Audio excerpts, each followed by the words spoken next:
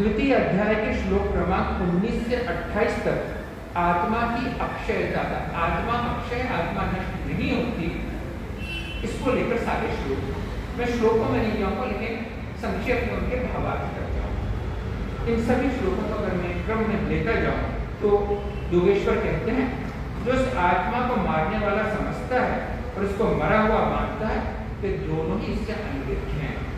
आत्मा वास्तव में न किसी को मारता है न किसी के द्वारा मारा जाता है।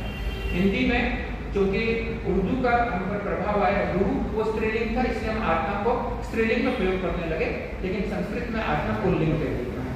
तो आत्मा न किसी को मारता है न किसी के द्वारा मारा जाता है। और आप ये जब वो संदेश अर्जुन को देते हैं कि तू किसी की आत्मा को थोड़ी मार रहा है, तो शुद्ध रूप में आत्मा है, आत्मा न किसी को मारता है न किसी के हाथ में मारा जाता है। यह आत्मा किसी भी काल में न तो जन्मता है न मरता है, ये न ये उत्पन्न होकर फिर मरने वाला है, क्योंकि आत्मा अजन्मा है, नित्य है, सनातन है, पुरातन है। जो पुरुष इस आत्मा को नाश रहित नित्य अजन्मा मानता है वह कैसे किसी को मरवा सकता है या किसी को मारता है।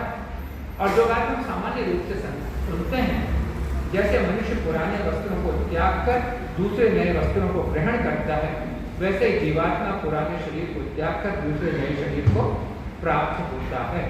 इस आत्मा को शस्त्र काट नहीं सकते, आग जला नहीं सकती, जल गला नहीं सकता, वायु सुखा नहीं सकती।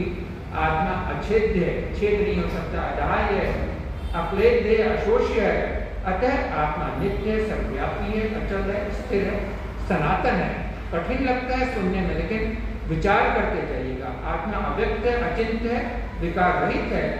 तो इस आत्मा को सदा जन्मने वाला, सदा मरने वाला भी मानता हो, तब भी शोक करना योग्य नहीं। देखिए गुरु की भूमिका कि मैंने सब समझा दिया कि आत्मा न जन्मता है न मरता है, लेकिन मान ले कि तू नहीं मानने को तैयार है, तो मानता है कि नहीं आत्मा जन्मेगा भी और आत्मा मरेगा, तब भी शोक करना योग्य नहीं, क्योंकि जो जन्मा उसकी मृत्यु निश्चित है और जिसकी मृत्यु हुई उसका अगला जन्म भी निश्चित है।